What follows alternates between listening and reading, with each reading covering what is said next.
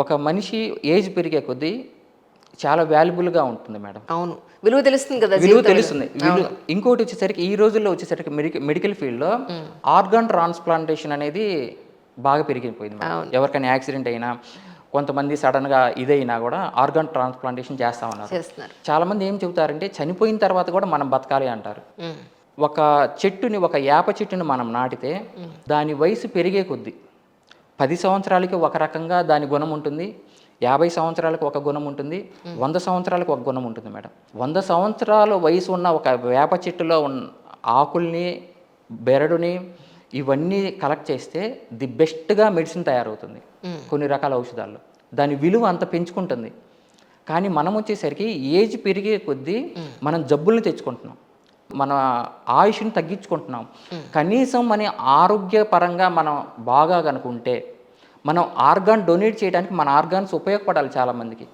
అది కూడా మనం చేయలేకపోతున్నాం. సడన్గా యంగ్స్టర్స్ కానీ అటువంటి వాళ్ళు ఏమైనా సడన్ యాక్సిడెంట్ అయ్యి చనిపోయిన వాళ్ళనే సెలెక్ట్ చేసుకుంటున్నారు. కానీ ఇప్పుడు ఒక ఏజ్ వచ్చిన తర్వాత కెట్రాక్ట్స్ వల్ల కళ్ళు పాడైపోతున్నాయి, డయాబెటిక్స్ వచ్చి, ఈవెన్ లంగ్స్ పాడైపోతున్నాయి, ఫైబ్రస్ వచ్చి, లివర్ కూడా ఫ్యాటీ లివర్ వచ్చి పనికి రావట్లేదు, ఇన్ఫ్లమేషన్ వచ్చి, ఇట్లాగా ఏది లేదు మేడం. ఇంకోటి వచ్చేసరికి ఇన్ఫర్టిలిటీ, మేల్ ఇన్ఫర్టిలిటీలో 0 కౌంట్ ఉంటుంది. అది కూడా డోనర్స్ దగ్గర నుంచి తీసుకుంటున్నారు. చాలామందికి 0 కౌంట్ ఉంది మేడం. అది కూడా ఇదైపోయింది. అంటే మనం ఏం కోల్పోతున్నాం అనేది ఆలోచించుకోవాలి మేడం. మనం బతికే కొద్దీ మనం ఏమి ఇస్తున్నాము, కనీసం మనం ఆర్గాన్ డొనేట్ చేయడానికి కూడా పనికిరామా ఏమన్నా ఇదైతే. కానీ స్టెమ్ సెల్స్ మాత్రం మనం పుట్టినప్పుడు తీసుకుంటున్నారు, ప్రిజర్వ్ చేసుకుంటున్నారు. కానీ ఒకప్పుడు స్టెమ్ సెల్స్ ఆ నాలెడ్జ్ కూడా ఉంది, అది వేరే కాన్సెప్ట్. కానీ మనం ఈ రోజుల్లో వచ్చేసరికి అత్యవసర పరిస్థితుల్లో ఎవరికైనా ఇది చేయాలనుకుంటే అందరూ ఇట్లా గనక ఆలోచిస్తే అందరూ కూడా చాలా హ్యాపీగా హెల్తీగా బతుకుతారు మేడం. అమేజింగ్ అండి. అయితే ఇక్కడ ఆయుర్వేదం అని అనగానే చాలామంది అడిగేది ఏంటంటే చింతలూరు ఆయుర్వేదమా, ఇంకొక ఆయుర్వేదమా, ఇంకో వెంకటేశ్వర ఆయుర్వేదమా ఇలా అడుగుతారు. సో నిజానికి అంటే మీరు యువర్ డాక్టరేట్ ఇన్ ఆయుర్వేదం. ఎండి మేడం, నాది క్వాలిఫికేషన్ అయిపోయింది, పీజీ క్వాలిఫికేషన్ 2011లో. అప్పటి నుంచి కూడా ప్యూర్ ఆయుర్వేదమే ట్రీట్ చేస్తా ఉన్నాను మేడం.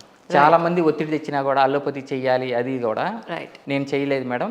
కానీ అల్లోపతిలో నాలెడ్జ్ కోసము నేను అల్లోపతి డాక్టర్స్ కింద కూడా వర్క్ చేశాను. కార్డియాలజీలో చేశాను, న్యూరాలజీలో చేశాను, పల్మనాలజీలో చేశాను. ఇవన్నీ చేసిన తర్వాత అక్కడ నేర్చుకుంది ఏంటంటే పేషెంట్స్కి ఇంకా ఏదో కోల్పోతున్నారు ట్రీట్మెంట్లో, అది మనం ఇవ్వాలి, అది మనం ఇస్తే వాళ్ళు సాటిస్ఫై అవుతారని నేను కనుక్కున్నాను మేడం. అందుకని నేను ఈ యొక్క జబ్బులు దేనికి ఎటువంటి సంబంధం ఉంది, ఇప్పుడు మన బ్రెయిన్ కనుక ఫంక్షన్ చేస్తే ఈ చేయితోటి మనం పని చేస్తాము, నడుస్తాము, ఆకలిస్తే చెప్తుంది. అట్లా అని ప్రతి ఆర్గానికి ఇంటర్ రిలేషన్ ఉంటుంది మేడం. అట్లాగా ఈ యొక్క కార్డియాలజీ కనుక చూసుకుంటే పల్మనాలజీకి, అదేవిధంగా గ్యాస్ట్రో వచ్చేసరికి లివర్కి వాళ్ళు మూడు వచ్చేసరికి చాలా బెస్ట్ ఫ్రెండ్స్ అని చాలా బెస్ట్ ఫ్రెండ్స్ అనుకోవచ్చు. ఒకళ్ళు బాధపడితే ఇంకొకరు కూడా బాధపడతారు, ఇంపాక్ట్ అవుతుంది. కానీ మీరు అంటే ప్రేక్షకులు మీరు కూడా, మా పిల్లలు చిన్నప్పుడు అండి, చంటి పిల్లలు ఉన్నప్పుడు మహాలక్ష్మి విలాస రసం, లక్ష్మీ విలాస రసం, నేను జలుబుకి, ఫ్లమ్కి, దగ్గుకి, వీటికి ఎప్పుడూ కూడా ఇంగ్లీష్ మెడిసిన్ నేను ఏ రోజు వాడలేదండి. ఇది తేనెలో కలిపి పిల్లలకి ఇంతే నాకిస్తే ఆ కఫం ఏదైతే ఉంటుందో అలాగే వీజ్ కూడా తగ్గిపోతుంది. కానీ ఎలా వాడాలి, ఎంత వాడాలి, ఎన్ని రోజులు వాడాలి అనేది ఎక్స్పీరియన్స్తో నేను చాలా నేర్చుకున్నాను దాంట్లో.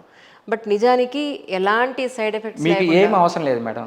చిన్నపిల్లలు అనుకోండి, ఒకవేళ ఫ్రీక్వెంట్గా ఇట్లాగా అప్పర్ రెస్పిరేటరీ ట్రాక్ట్ ఇన్ఫెక్షన్స్ వస్తూ ఉన్నాయి, థ్రోట్ ఇరిటేషన్ ఇట్లా గనక అయితే హరితకి కరక్కాయ మొక్క తీసుకొని వచ్చి నోట్లో వేసి రోజు విక్స్ చప్పరించండి మేడం. అద్భుతం. కరక్కాయ చాలా బాగా పనిచేస్తుందండి. విక్స్ లాగా చాలా మంది చాక్లెట్స్, చాలా మంది పిల్లలకి లేదు మేడం, చాక్లెట్ అలవాటు అయిపోయినాయి, డైరీ మిల్క్ ఇట్లాగా, మహాలాక్టో ఇట్లాగా. కానీ కొన్ని రకాల ఔషధాలని వాళ్ళకి మన పిల్లలకి ఇట్లా గనక పరిచయం చేస్తే వాళ్ళకి బేసిక్గా ఈ యొక్క కొన్ని రకాల థ్రోట్ ఇన్ఫెక్షన్స్ని, ఇమ్యూనిటీని కూడా పెంచుతాయి మేడం. అది అట్లా చాలా బాగా ఇదవుతాయి మేడం. అవును, మీరు చెప్పిన కరక్కాయ ఇప్పుడు కాదండి, మా అమ్మగారు ఎప్పటికీ మా నాన్నగారికి ఏదైనా జలుబు వస్తే కరక్కాయ శుభ్రంగా స్నానం మీద అరగదీసి కొంచెం తేనె యాడ్ చేసి, ఎందుకంటే మరీ చేదుగా ఉంటుంది కదా, విపరీతంగా ఉండదు, కొంచెం ఒక టైప్ ఆఫ్ వగరుగా ఉంటుంది. ఎగ్జాక్ట్లీ సో ఆ వర్డ్ రాలేదు. వగరు ఎన్ని రోజులైందో అసలు వెలక్కాయి వగరు. సో ఇలా కొన్ని వగర్లు మర్చిపోయాం మనం గట్టిగా చెప్పాలంటే. అంటే అందరికీ మధురాహారమే ఇష్టమైపోయింది. అంటే మధురం అంటే స్వీట్ మేడం. అవును. ఇప్పుడు వచ్చేసరికి మధురం అంటే ప్యాలటబిలిటీ, టేస్ట్. ఉమ్, ఆ టేస్ట్ని వాళ్ళు అట్లాగా అనువదించుకున్నారు. అవును. యాక్చువల్గా ఆయుర్వేదంలో వచ్చేసరికి 6 రకాల రుచులు ఉంటాయి. మన ఉగాది పచ్చడి ఎట్లా చేస్తాం, 6 రకాల రుచులు ఆ రోజు మనం పరిచయం చేసుకుంటాము. మధుర, ఆమ్ల, లవణ, కటు, తిక్త, కషాయ, ఇవన్నీ కలిపిన ఆ పదార్థాలని మనం ఆ రోజు ఉగాది పచ్చడిగా చేసుకొని మనం తింటాం. అవును. కానీ ఈ రోజుల్లో వచ్చేసరికి అది కూడా చాలా ఇంపార్టెంట్ ఉంది మేడం. ఏ జబ్బుల్లో ఏ ప్రకృతి, ఏ తత్వం ఉన్న మనిషి ఎటువంటి ఆహారం తీసుకోవాలి, ఈ రుచులను బట్టేసి కన్సిడర్ చేశారు మేడం. చిన్న ఎగ్జాంపుల్ చెబుతాను మేడం. చిన్నపిల్లలకి ఎక్కువగా థ్రోట్ ఇన్ఫెక్షన్స్ ఇట్లాగుండి వీజ్ కనుక ఉంటే వాళ్ళకి కూల్ శీత ఆహారం ఇవ్వకూడదు, మధుర ఆహారం ఇవ్వరు. అవును. వాళ్ళకి వచ్చేసరికి హాట్ కూడా పెట్టకూడదు. ఈవెన్ మజ్జిగ కూడా తగ్గేంత వరకు ఇవ్వరు మేడం. ఎగ్జాక్ట్లీ. కంపేరిటివ్గా మజ్జిగ, పెరుగు, కర్డ్ వచ్చేసరికి పూర్తి అవాయిడ్ చేస్తారు.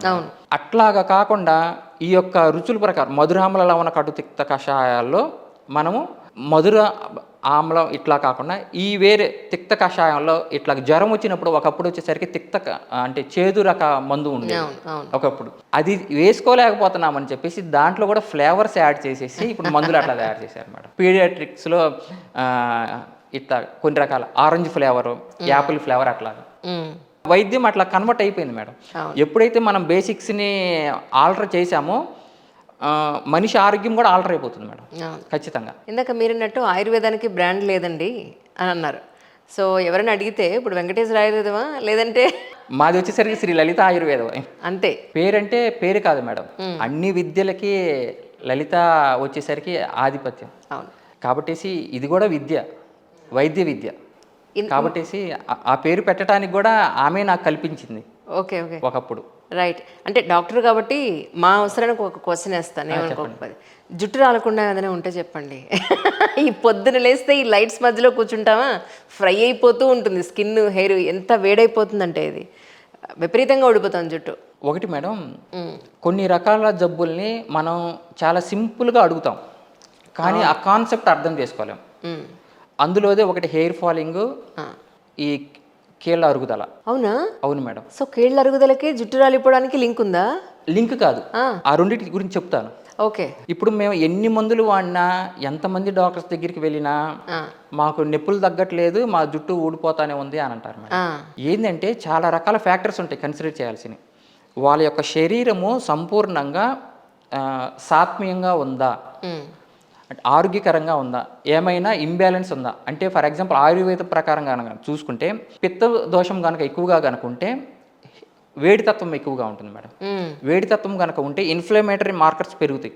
అంటే హార్మోన్ లెవెల్స్లో హెచ్చు తగ్గులు ఉంటాయి. హార్మోన్ లెవెల్స్లో హెచ్చు తగ్గులు అంటే థైరాయిడ్ ఉంటామో లేకపోతే మెటబాలిజం హెచ్చు తగ్గులు ఉంటామో ఇట్లాగుంటుంది. ఆ లెవెల్లో ఆయుర్వేదాన్ని ఆలోచించాలి మేడం. ఈ రోజుల్లో వచ్చేసరికి అది చాలా ఇదైపోయింది. ఈవెన్ మోకాళ్ళ అరుగుదల కనుక చూసుకున్నట్టయితే మోకాళ్ళ అరుగుదల అనేది లైఫ్ స్టైల్ డిసీజ్ మేడం. అవును. మనం ఎప్పుడైతే లైఫ్ స్టైల్ ఒక సర్టైన్ ఏజ్ నుంచి మనం మార్చుకుంటా ఉంటామో మన శరీరంలో ఈ యొక్క జాయింట్స్లో ఉత్పత్తి అయ్యే సైనోవియల్ ఫ్లూయిడ్ అనేది ఆగిపోతుంది. ఒక 20 years ఆఫ్ ఏజ్లో వచ్చేసరికి బాగుంటుంది, జాయింట్ పెయిన్స్ ఉన్నో, బాగా పరిగెత్తుతాము, రన్నింగ్ చేస్తాము, స్పోర్ట్స్లో యాక్టివిటీస్ అన్నీ బాగుంటాయి. వాళ్ళు కాదు, సాధారణంగా చాలా మందికి వచ్చేసరికి ఒక 40 years 35 ఆ ఏజ్ వచ్చిన తర్వాత మోకాళ్ళ నొప్పులు మొదలవుతాయి. మోకాళ్ళ నొప్పులు మొదలైనవి అంటే వాళ్ళ లైఫ్ స్టైల్ మారటం వల్ల అటాక్ అవుతున్నాయని మనం అర్థం చేసుకోవాలి. ఎట్లాగా ఆహారంలో మార్పులు, ఆహారం మార్పు ద్వారా వాళ్ళ శరీరంలో వచ్చే హెచ్చుతగ్గులు, ఏది హార్మోన్స్ ప్రాబ్లమ్సా లేకపోతే ఇన్ఫ్లమేటరీ మార్కర్సా. ఇంకోటి వచ్చేసరికి ఎముకల అరుగుదల గనక మొదలైనప్పుడు మన శరీరంలో ఉన్నటువంటి న్యూట్రియంట్స్ వాల్యూస్ మన ఫుడ్ ద్వారా మనం ఏదైతే తీసుకుంటామో అది కూడా అబ్జర్వ్ కాదు మేడం.